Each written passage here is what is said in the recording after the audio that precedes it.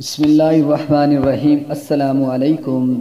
جامعہ اشرفیہ لاہور کے استاذ الحدیث و تفسیر حضرت مولانا محمد یعقوب خان صاحب رحمہ اللہ سوات کے ایک گاؤں کمبر میں پیدا ہوئے۔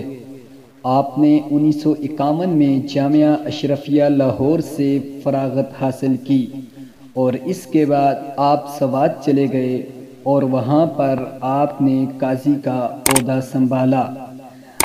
اس کے باوجود جامعہ اشرفیہ میں درس و تدریس کو ترجیح دی اور آپ نے اپنی زندگی سے وفات تک جامعہ اشرفیہ میں درس و تدریس کے فرائض سر انجام دیتے رہے۔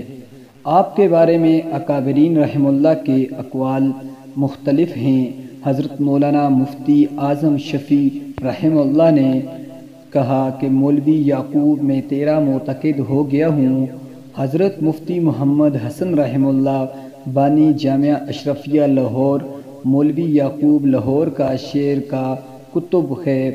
بقول حضرت مولانا ادریس کاندھلوی رحمہ اللہ مولوی یعقوب علم کا چلتا پھرتا کتب خانہ ہے۔ اس کے بعد آپ نے طویل علالت کے بعد 18 نومبر 2017 میں بروز ہفتہ کے دن وفات پائی اور آپ کی نماز جنازہ 18 نومبر 2017 بروز ہفتہ بعد از نماز مغرب جامعہ اشرفیہ لاہور میں ادا کی گئی۔